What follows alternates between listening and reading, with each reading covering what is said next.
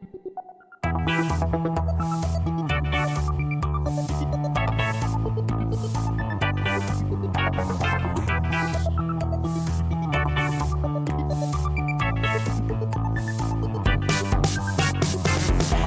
ou Tripoli, Vilnius ou Benghazi, Paris, Moscou, on fait le Bunga, Bunga, Bangkok ou Bogota. Hello everyone. Is the left over? Is it dead? Is it merely dying? Maybe there's no left at all today. Or maybe the zombie left of today is continuous with the past. Was the left always bad? This is BungaCast, the global politics podcast at the end of history with Philip Cunliffe. Hi. George Hoare. I think I've been told to say yabba dabba doo now, but hi. Yeah, and Alex Hochuli, who is myself. So, George, you've been talking to two people who might help us answer these questions. Why don't you tell us? Yeah, hopefully they will. I spoke with Steve and Simon. So Steve Hall, Professor Emeritus of Social Science from the North East of England, and Simon Winlow, Professor of Social Science at Northumbria University. And we talked through the themes, the arguments of their recent book, The Death of the Left, Why We Must Begin from the Beginning Again, which is out now with Policy Press. And there's an audiobook version coming soon.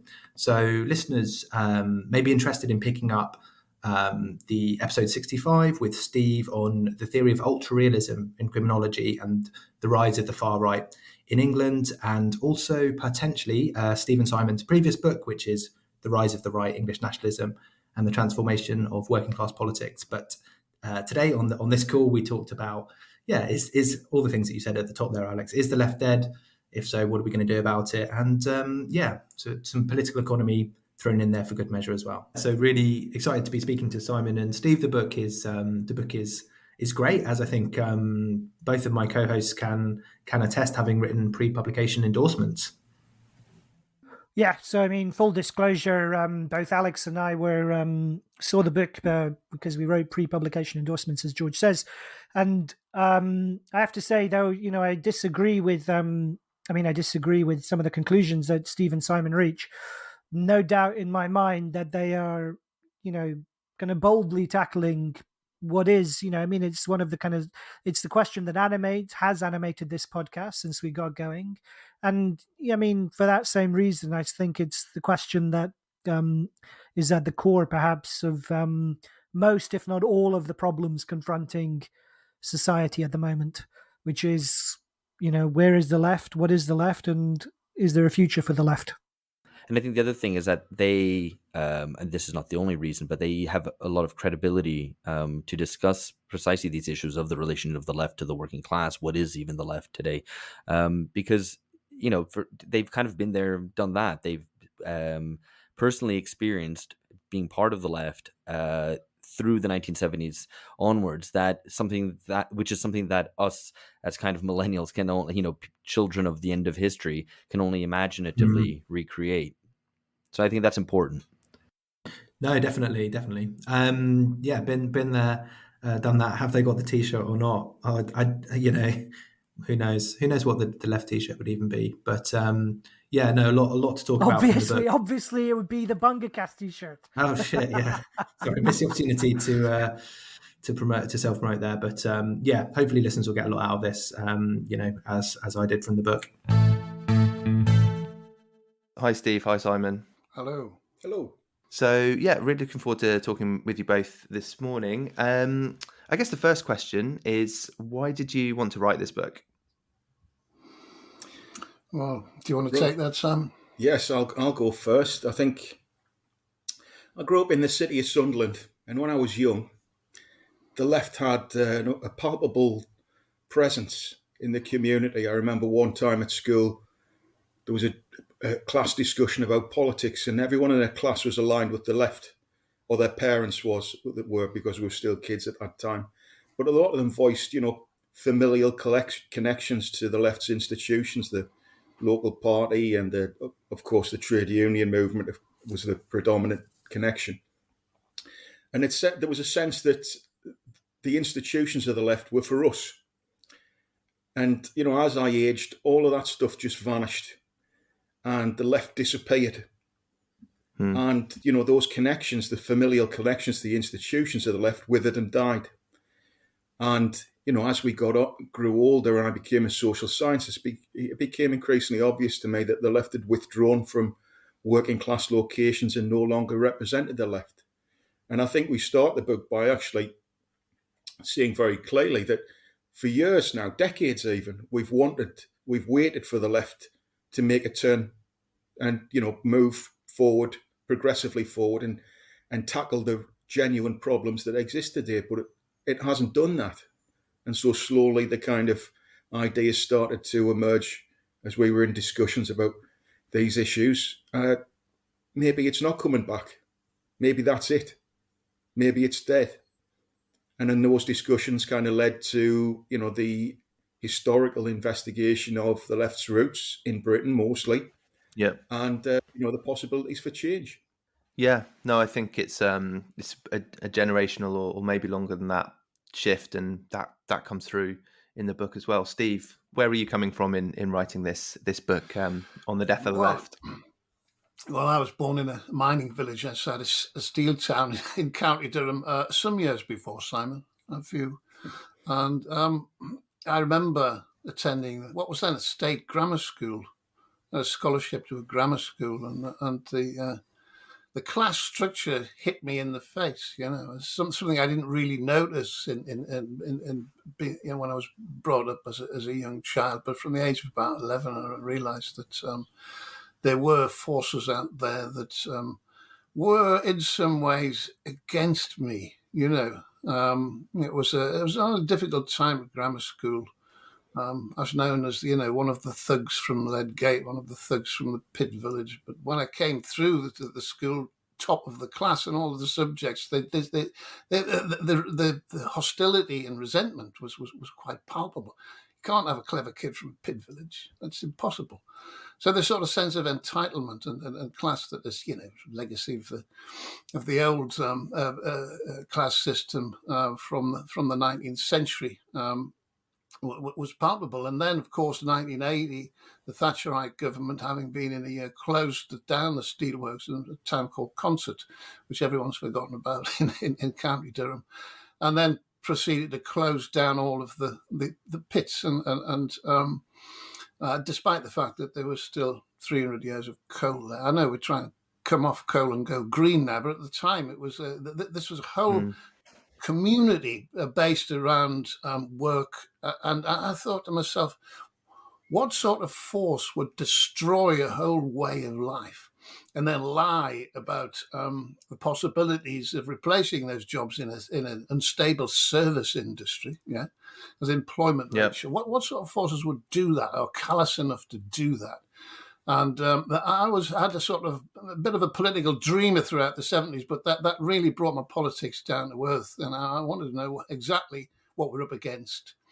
And I was a musician at the time, and I left the music industry and became a social scientist. So when Simon and I met, we met on Durham University, where Simon was at the time had just finished his PhD, and I'd been drafted in to co-direct this research project. I don't want to talk about it. It was that research project.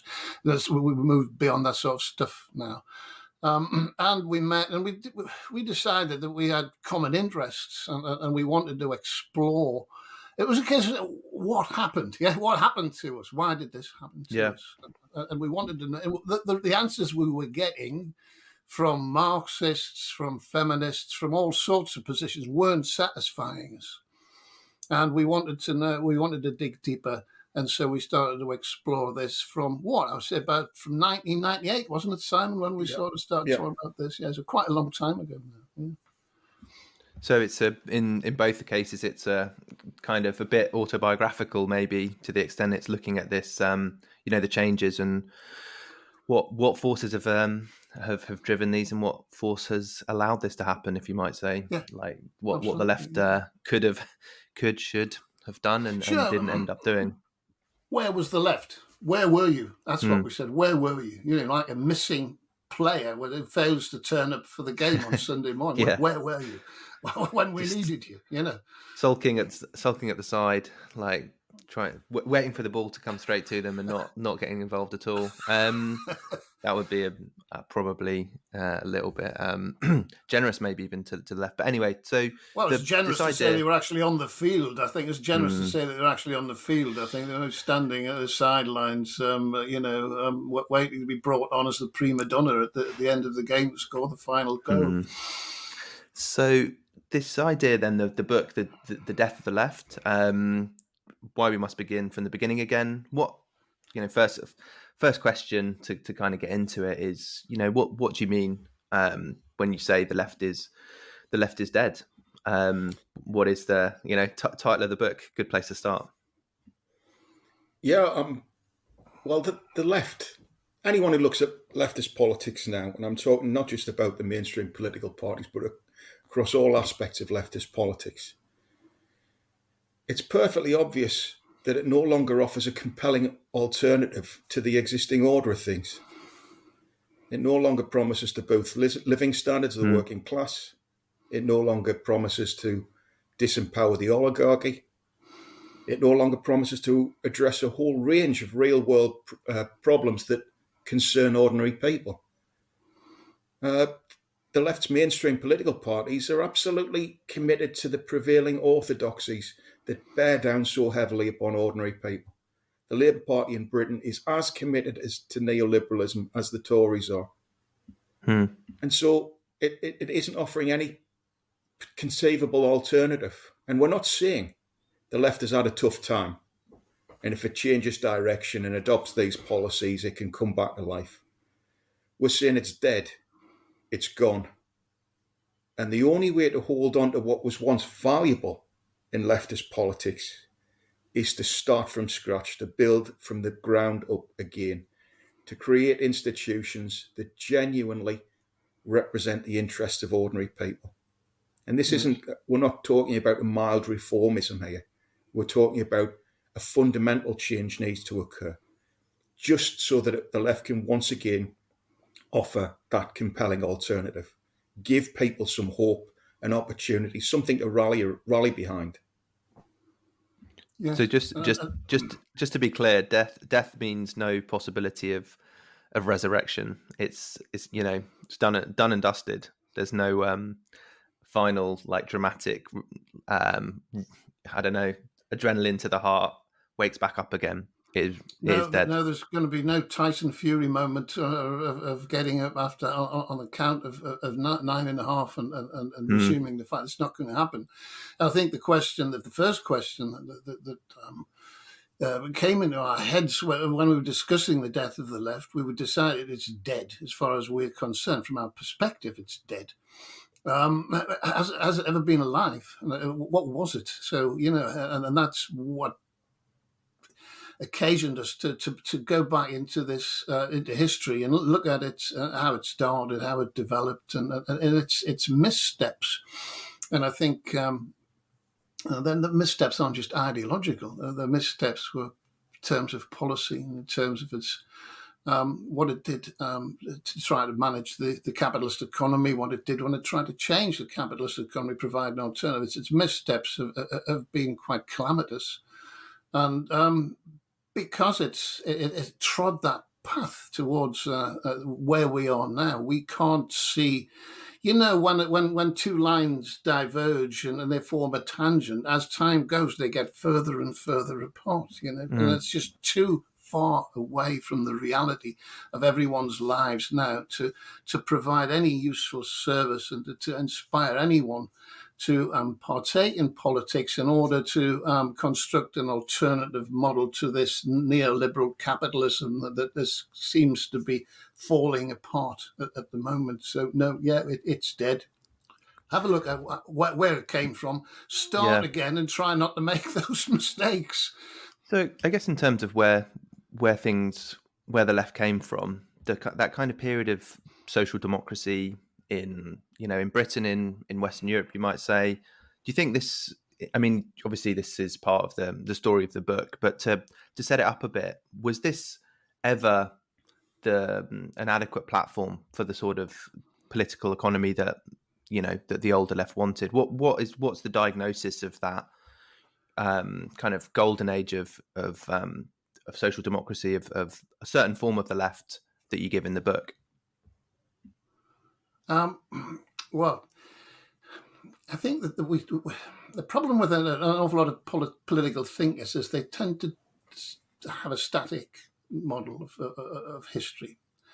There are periods in which things happen and that period changes and moves on into another one.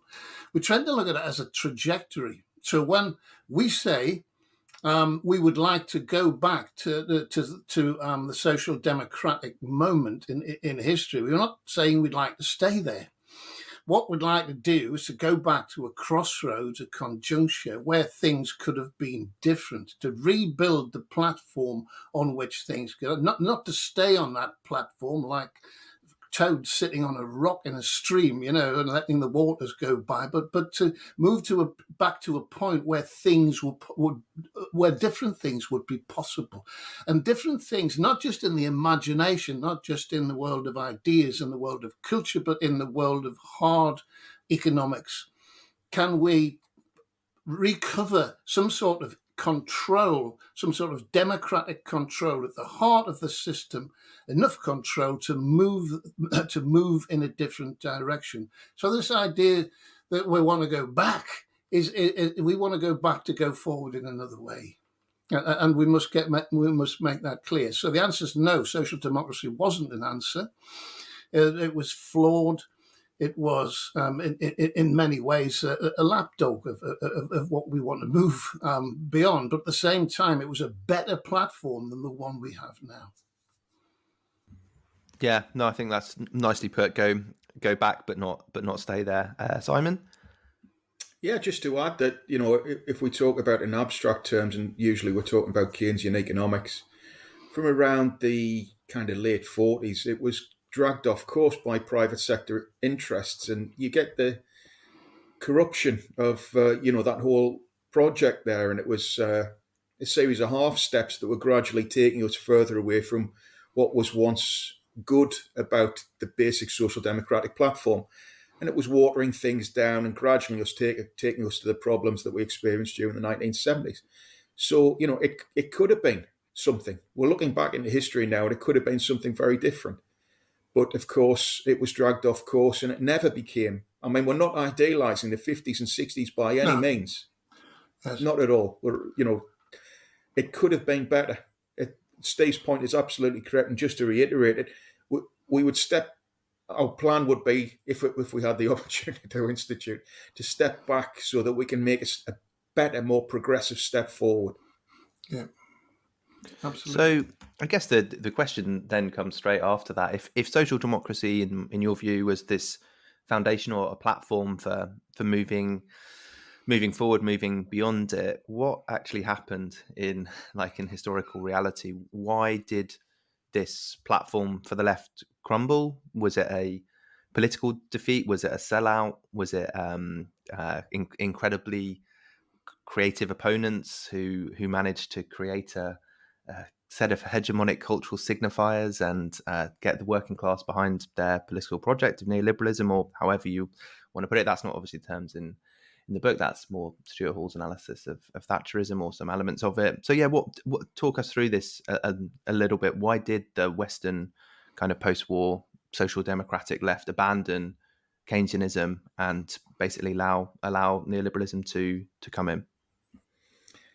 Well, the first thing to note is that economic liberals, usually from the middle class, had been part of the British left from the outset. I think this is what we show quite clearly in the book, that that broad church idea that caught on very early in the history of the British left meant that the forms of the left that were committed to material reality, committed to the welfare of those who suffered most, were forced to accommodate essentially middle-class liberals who saw the left as a series of cause-based issues, problems that needed to be addressed, and the left would stamp out a problem here and stamp out a problem there, rather than seeing the left as a series of institutions that could transform reality in the interests of the majority. And I think that gradually those elements of the left grew in power. And the working class representatives who dominated in the trade union movement, especially the early Labour MPs, gradually were eased out as we move closer, further into the post-war era. And there was always that accommodation, about consideration about what freedom is. And I don't want to go into, the various conceptions of freedom. But the idea of intervention became increasingly problematic for the British left. They moved gradually closer to a negative conception of freedom, and the state should get out of everybody's business in order to increase the sum total of freedom in British society. So there was always that opportunity that for neoliberal lobby, and I don't want to kind of underestimate the power of the neoliberal lobby or how successful they were at kind of eroding the foundations of the organised left. But there was always that potential, that an alliance could be reached. And I think what we do in the book is try and kind of chart the history of this, this growing alliance. And even in the more radical circle, the left's great theorists, from the post-war period onwards, they're increasingly libertarian and humanist in the Marxist tradition. And, again, that was a perennial concern with abstract freedom, an increased drift towards ideals, which is taking them further and further away from material reality.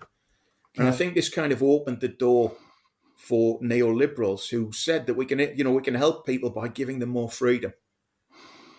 And I think this is where kind of in the Labour Party, I mean, there's some very useful books being written about the growth of neoliberal thinking in the Labour Party and how actually helping the people could be done by opening up new markets, which is very interesting stuff. And the key nodes developed in the Labour Party and some aspects of the trade union movement that, maybe we should get rid of this kind of outdated, kind of monolithic idea of the state. We should become more active. We should become more mobile. We should take opportunities when they arise. And I think, gradually this is moving us away from that kind of traditional state-centered model of social democracy and towards something else. That's right.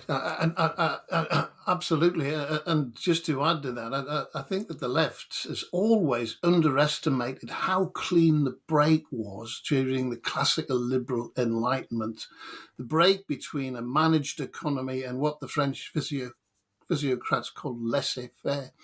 The separation of the economy from both the moral and the political institutions that managed societies. That break was very, very clean, and it was very, very wide chasm opened, and never the twain shall meet again. It was the Fabians, for instance, who were very influential in the early Labour Party, were very keen to maintain that gap, to let the economy be driven by individual desires and innovation, market forces, all the stuff that the neoliberals have canonized since the 1970s.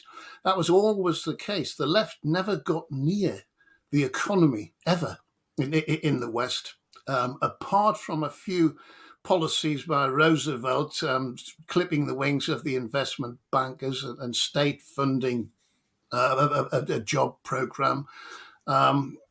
Which were palliatives. There wasn't a direct control of the economy. After World War II,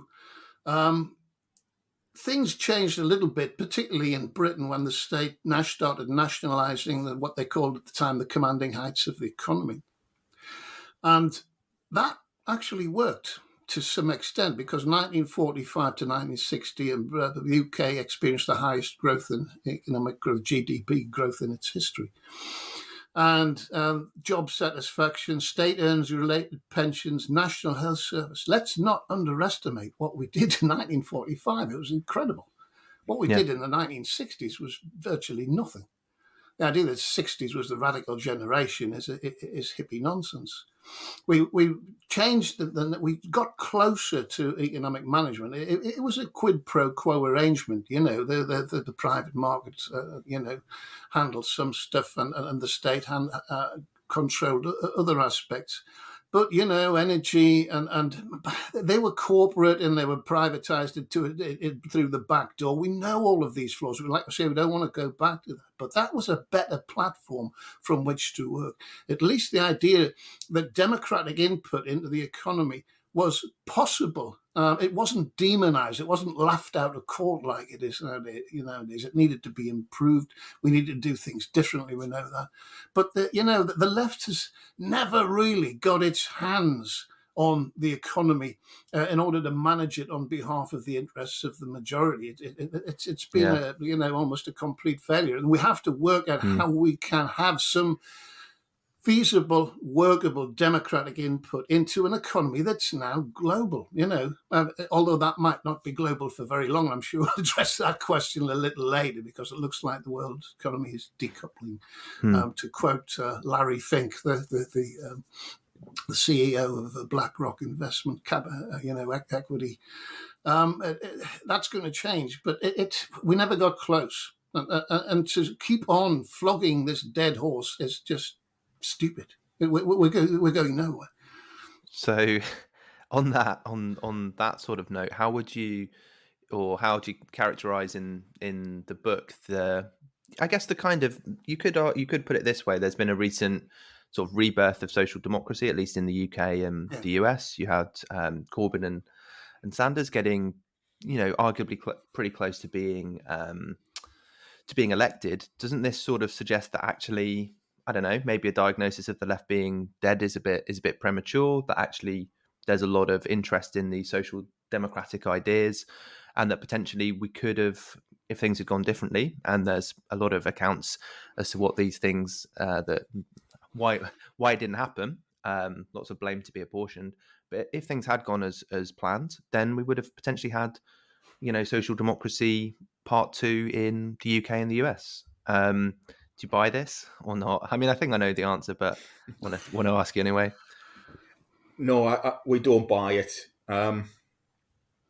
Let's look at Corbyn. I think he's a nice fella. Not for too long.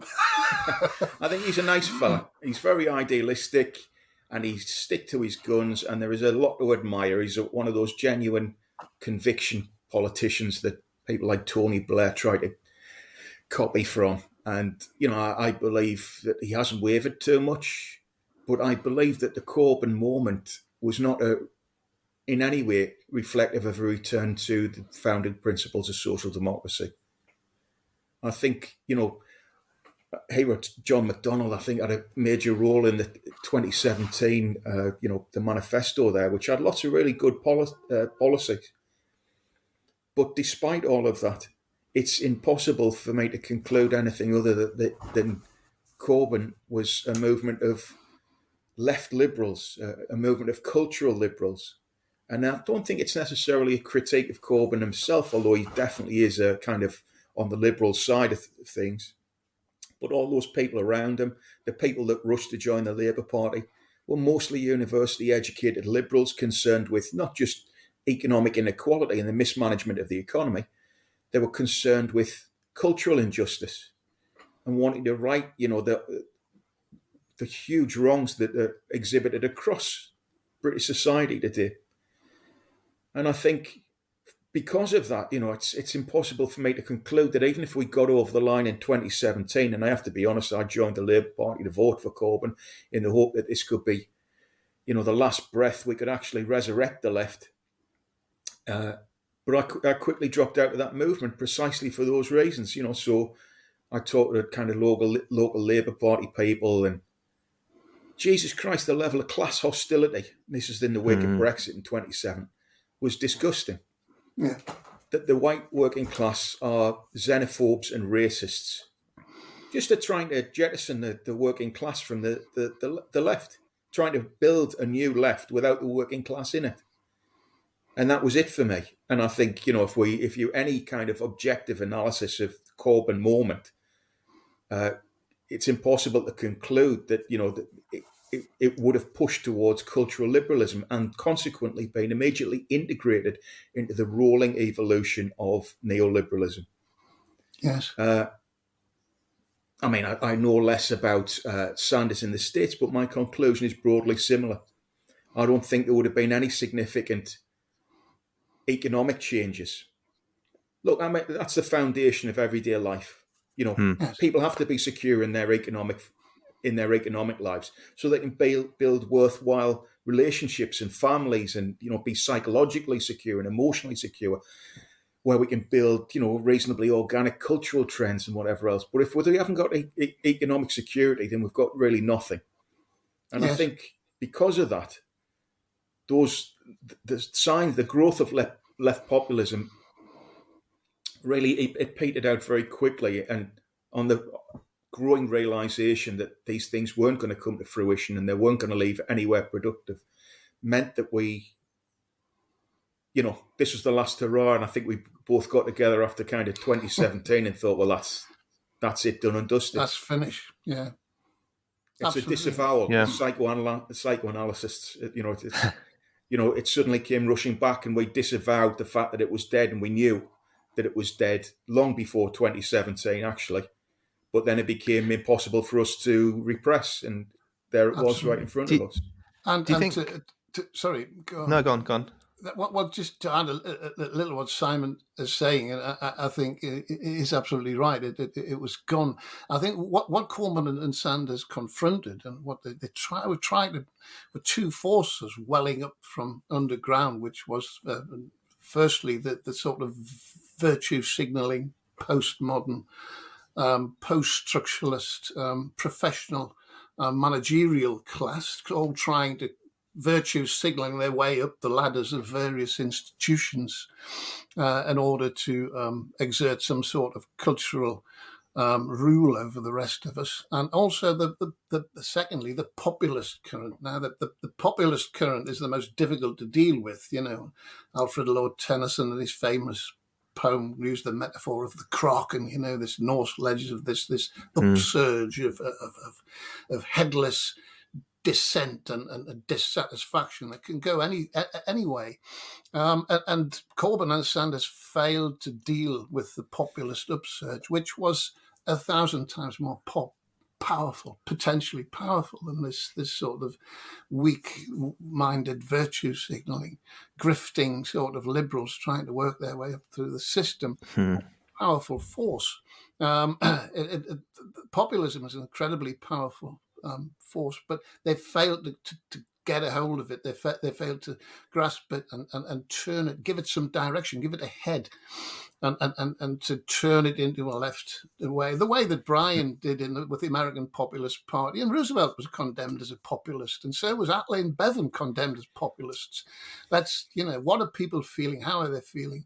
They're feeling discontent. They're feeling very angry. That anger, let's be honest, that can go in the direction of hard right. National populism is a monster, and we don't want to go. But the force is there. There's nothing we can do to prevent it welling up every now and again. So we have to grasp it and turn it in the right direction. Corbyn failed to do that. His shadowed Chancellor, John MacDonald, was economically illiterate.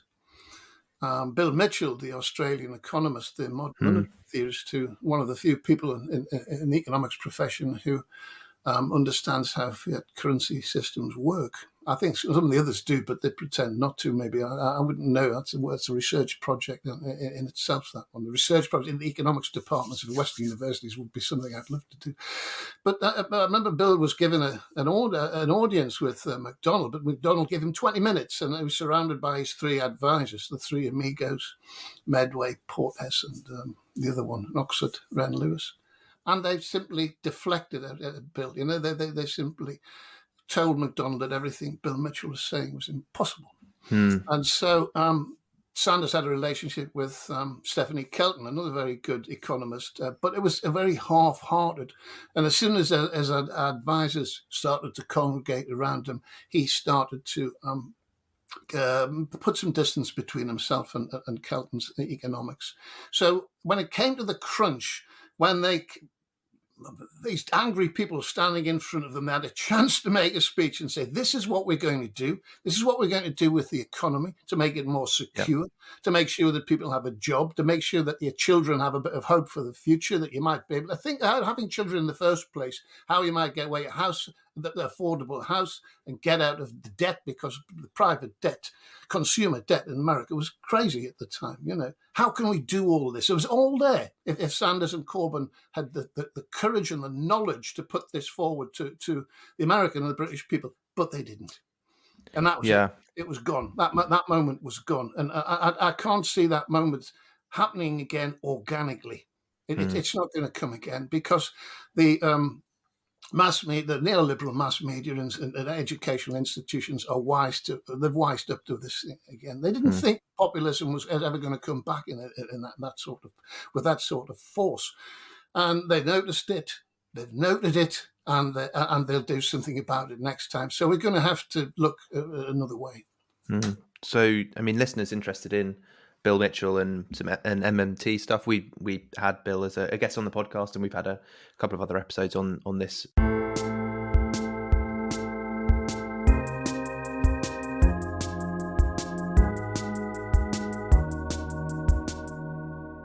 I mean, before we move on to sort of where this all leaves us, I wanted to have a go at and might be being a bit too crude, but just summarizing sort of where, the story so far, the idea being that, the left is dead and it kind of brought it on itself.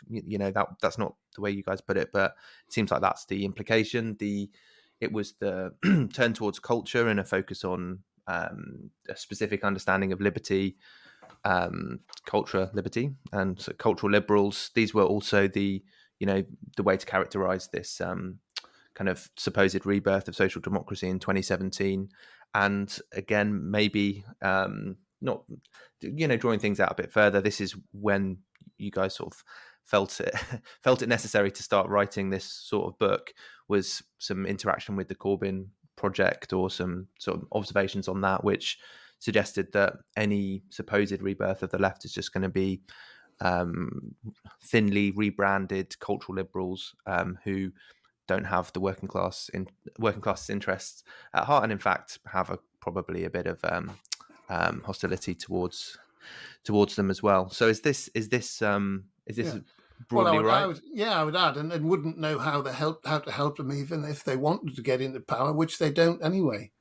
I mean, we've read books from the 1990s onwards saying how to do politics without having power. Power is diffuse. All power is. They bought Foucault, didn't they? I mean, this might lead us on to a discussion of where the real rot set in the 1960s and 1970s with postmodernism and post-structuralism. They bought into this idea that concentrated power isn't what we should be looking at, what we should be criticizing, what we should be attempting to replace. This notion of diffuse power. So, if this is the kind of the rot, the undermining of the foundation of social democracy, to go beyond it, if that's not on offer now, then what is? Where are we now? It's I guess it's The Death of the Left as the title of the book. That's probably going to have some more pessimistic like parts of the analysis, but is there anything positive to draw out of today? I'm not saying like let's put on some rose-tinted glasses and have a look at the world, but how would you characterize the current moment? What are the key aspects of that? Well, the left is in total disarray as far as I understand it. I mean, there's been a slight resurgence of interest in the trade union movement, which is very good to see, but the left is fragmented, and there can't be any productive alliances between the fragments. And I don't want to talk about culture wars, but isn't it extraordinary the degree of animosity that has developed between these fragments? It's so quickly. And the thing about we think about the left as a series of being fragmented, smashed into however many pieces. That whole class system is reproduced in each one of those fragments. And so, the leaders of, the identitarian movements of various kinds tend also to be cultural liberals, been to elite universities and all the rest of that. And, what we're seeing here is not the kind of gradual cultural evolution and move into the future, we're seeing the recomposition of the subdominant elite, the people who are going to administer neoliberalism.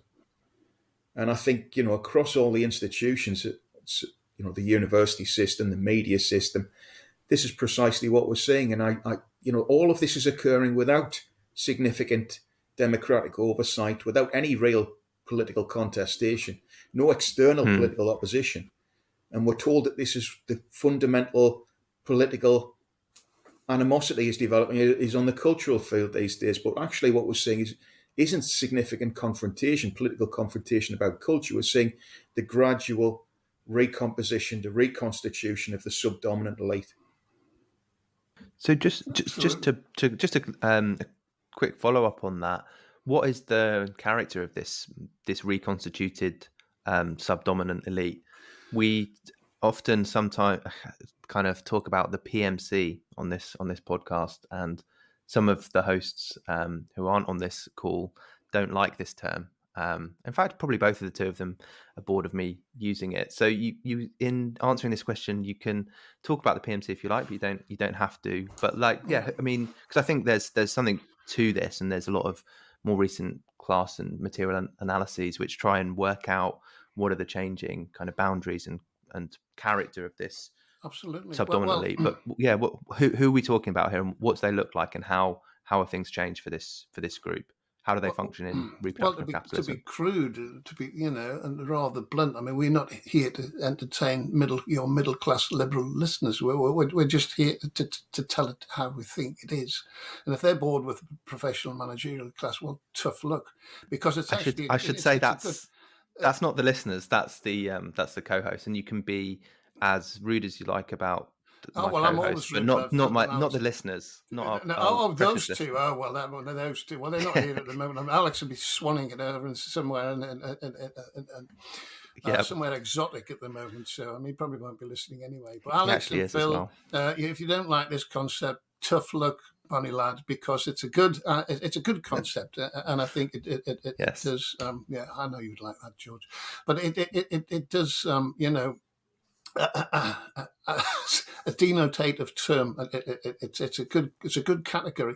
I think we can look at the history of post-structuralism, postmodernism, and look at it from the ground rather than to wrestle with its abstract concepts.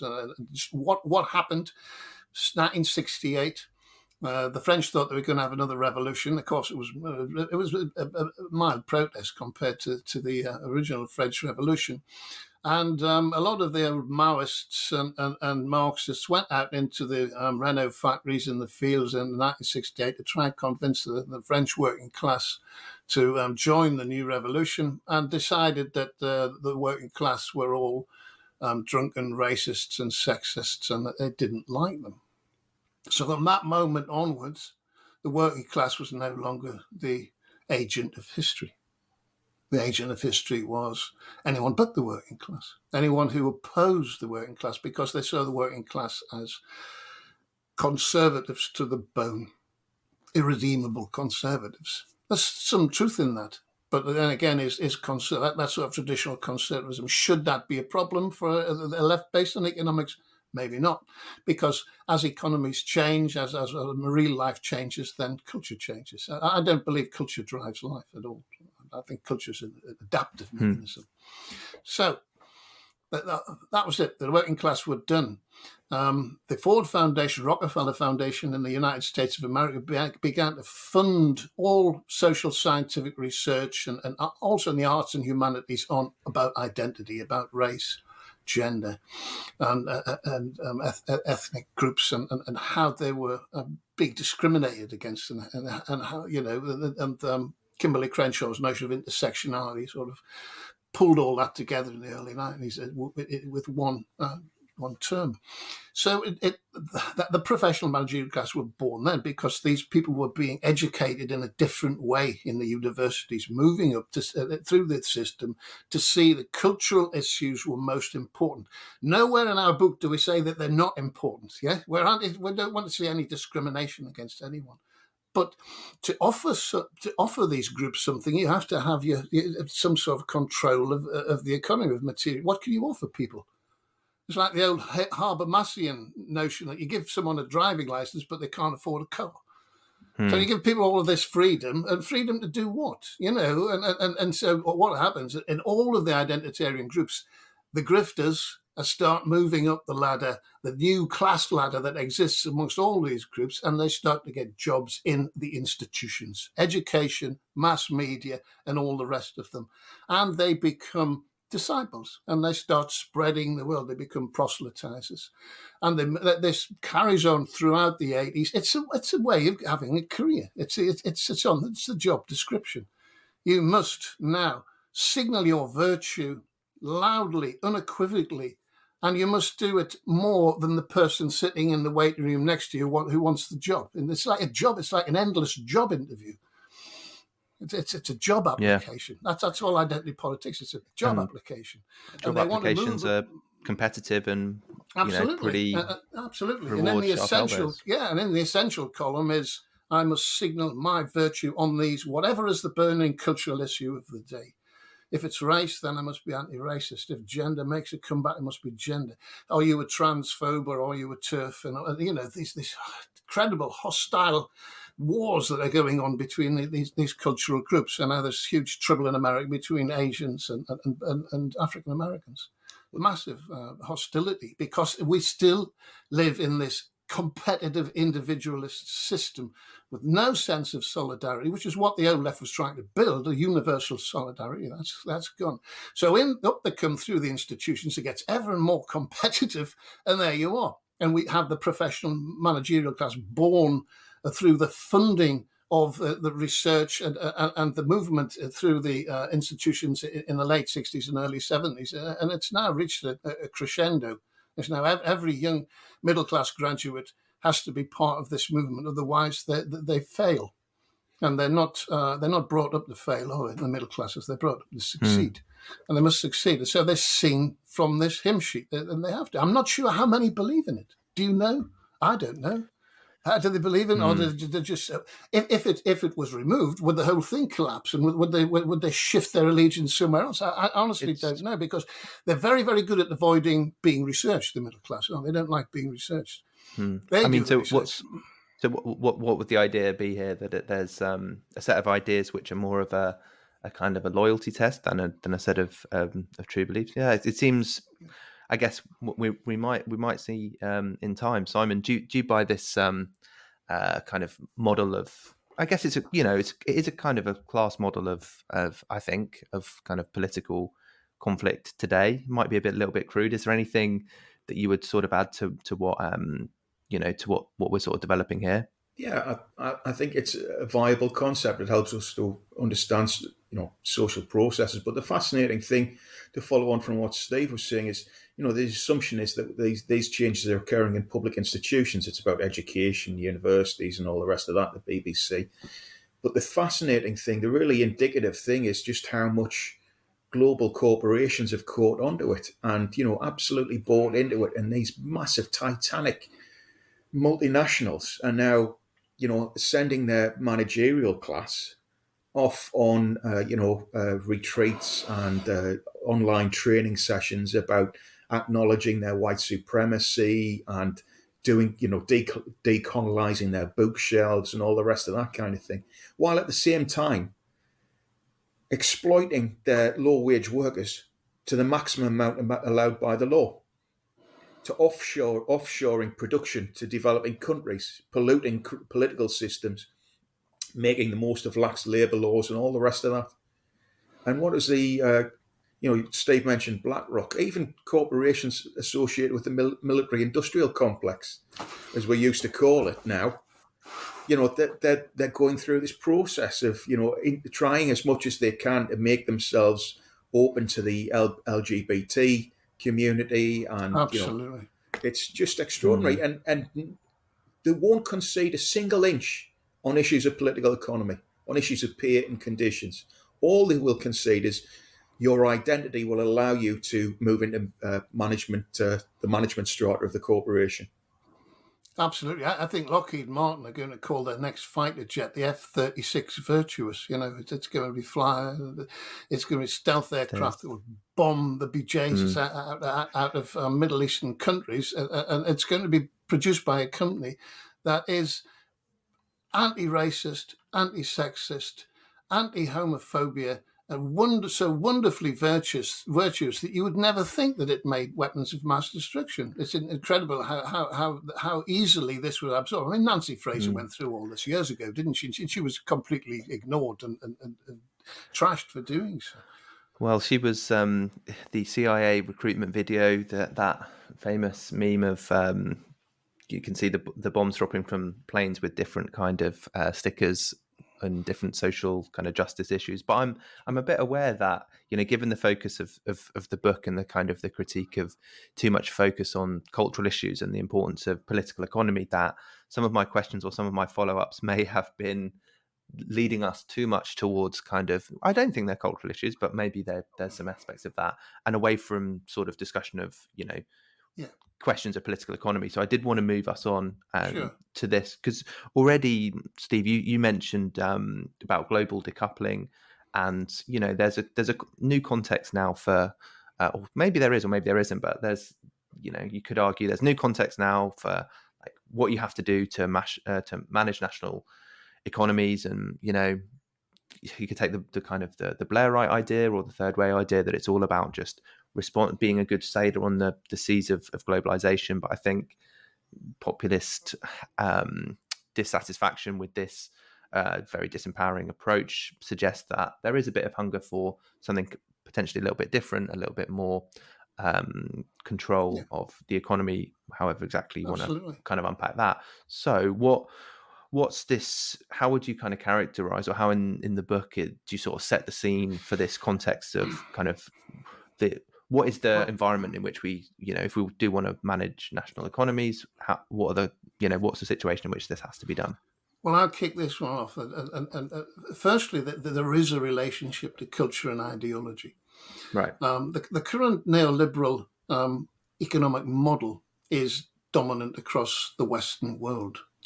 Of course, the Chinese adopted it to some extent, but then they married it to the state authority, the Chinese way. Putin's against it. The Indians are sort of wavering, and Modi's not a paid-up neoliberal. So that we could be seeing some sort of trading and economic arrangements between these three giants and the rest of East Asia. And they're also trying to get Latin America on side, of course, because there's huge supply and potential that has, which is probably why we see so much American involvement in Latin America. It doesn't want Latin America going in with a BRICS. Now, Larry's, he's not stupid. He's paid to do his job, and he controls over $20 trillion of capital investment equity in the world. So he has to get things right sometimes. Yeah. And he's sort of seeing this, unlike, us sitting in universities, we get paid at the end of the month, and we get things completely wrong, which we've been doing for 60 years now. So that's proof there. Very true. So, this could be a decoupling. They don't like us. They don't like our ways. The Ukraine war it could be a flashpoint of this decoupling. We don't know how things are going to work out there yet. If this happens, the West is going to be left in a bit of a precarious situation because it's not exactly resource rich. There's South America, Africa, and Russia are the big resource. We've still got Canada. I better keep Canada on side because that's one of the few big resource suppliers. So to maintain this, and to stop us and to keep us where we are on the neoliberal path, the neoliberals invented some wonderful scare stories, and this is where culture comes in. While all of the virtue signalling and the identitarian hostility is going on, which doesn't help the working class members of these identity groups one little bit. Yeah. While all this is going on, the standard scare story is being is being pushed in our faces by the media every day. It concerns the relationship between inflation and Nazism. Inflation is the big bogeyman. As soon as anyone suggests a change, control of the economy, which might involve public investment, what they call money printing, they will say this is inflationary.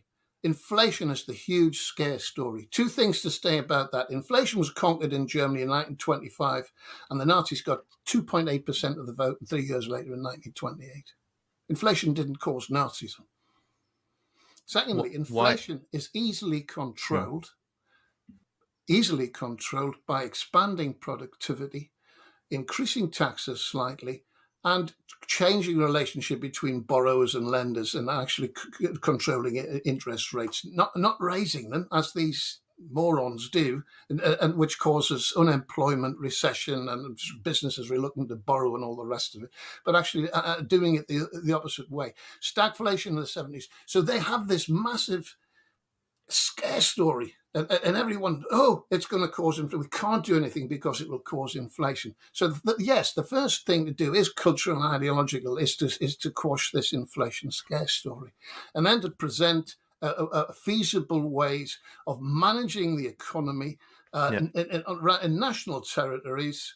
And as Phil Mullen suggests, a very good economics writer, creating systems of international cooperation between sovereign states. I think that's the only way forward, because I think the EU, if the EU would change, then I would go with the EU, but the EU won't change. It's a neoliberal organisation controlled by the IMF and other supranational global forces.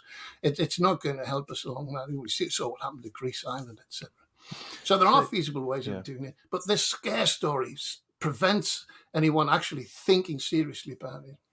So the scare story, just to be clear, then is inflation leads to kind of wheelbarrows full of money, and we've all seen these pictures, and then inevitably fascism. I mean, I guess the question then maybe becomes, how do you combat this scare story? Because it seems like, this could be. Is it an economic story or is it a political story? It seems to kind of bridge the two, and we don't have, I think, probably like a very long list of economic stories, like in the sense of here's a way to kind of popularize these approaches to managing the economy. And this is partly because it's been from my view, it's been a very successful process of divorcing economic decision making from popular control, increasingly making it technocratic. If you want to have an opinion on this, you better understand X, Y, Z, that you have to have a graduate degree in economics to do, or be a banker or something like that. So I guess, it's kind of a half-formed thought here maybe, but it seems like there's quite a lot of work to do to reintroduce these questions as central to politics, given the whole and deliberate drift of the last 30 years at least has been to say, these questions of economics, inflation is a technical issue. It's not a political one. Let's leave this to the people who are employed specifically to do this, and we can just, focus on the truly political questions, which are more on culture.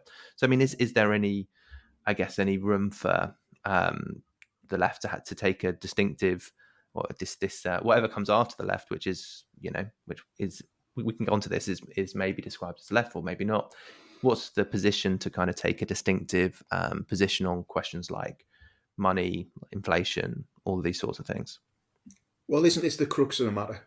The absence of genuine political antagonism at this crucial historical juncture. Yeah. The left have virtually nothing to say about decoupling, nothing to say about how we can regenerate dead industrial regions, how we can give people a sound economic platform to build a life. And as we move into this next conjuncture, it'll be global oligarchs who define the terms of the transition. And it's again the absence of any significant properly leftist voice in that whole debate. And we're still crying and about, we should rejoin the EU and we should open borders. And it's the absence of any kind of genuine political antagonism rooted in an acknowledgement of the realities of political economy. And I think, how can we turn it around? Jesus Christ, if you look at the Labour Party now,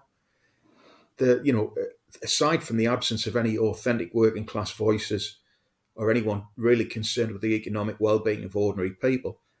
What you have is a bunch of people there who are deeply committed to the reproduction of the current status quo. And I think even many elements of the radical left, in my discipline, I kind of teach quite a bit of criminology, and you've got BLM talking about we should get rid of the police, we should abolish prisons, we can't afford them. And these are genuine radicals, but they accept the fundaments of neoliberalism, that money's in scarce supply and we can't afford to do things. We can't afford to provide people with services.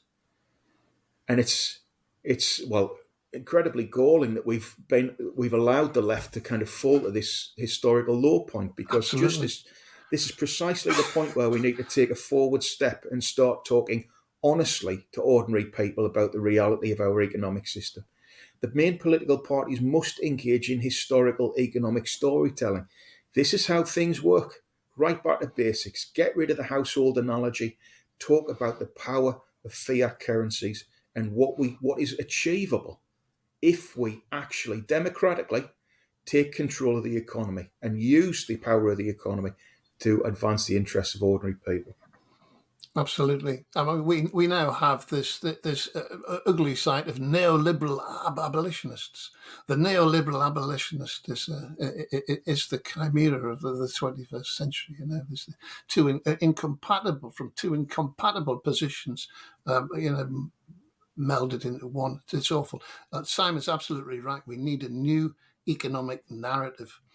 And that narrative must be comprehensible, must be understandable. We have to be able to put the technical stuff in terms that people can understand. What causes inflation? How much money can we spend? Where can we invest it? How much public investment can we have? What should be private? You don't want to, I don't know if you've been to Cuba. You don't want to be sitting eating in state-run cafes. You do need a private market in some. We need a mixed economy. We know that. We know that the central command economy in the Soviet Union didn't work. Gosplan, trying to work out what some 12-year-old kid in Vladivostok wants for his lunch after his football practice is just stupid. From an office in Moscow, you can't centrally control all market activity. Hayek realised that very early, and part of his success was pushing that narrative. But we need a sensible, feasible narrative about the big things, about energy, about housing, about wages, about costs, about prices, all of the things that the political economists use. And don't forget that it was before, up until Polanyi, wasn't it? It was called political economy. There's no such thing as economics. It was called political economy. You couldn't have a Nobel Prize in economics because the discipline didn't exist.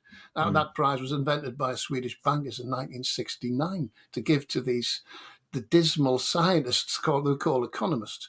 It has to start in universities and schools. We have to get this across, that the narrative is wrong. It's a scare story. Even if it means bringing in our own scare story, what should we be really scared about? Austerity, recession, unemployment, headless populism. I'm not scared of populism, but I'm scared of headless populism. Yeah, populism that won't listen. What should we be scared? What should we be worried about? Is it global warming? Let's not sort of lionize freedom entirely. Freedom to do what? Are we freedom? The old Socratic classical notion of freedom. Are we free from our desires, or are we free to actually bring our desires, to fruition? What is freedom? Let's stop talking nonsense about things until we actually work out what these categories mean, and set up some sort of feasible cultural narrative around an economically informed program. And then I think that's the only hope we've got. I think what the MMT people make the mistake is to think they can educate the world one seminar at a time and have 30 people in a room.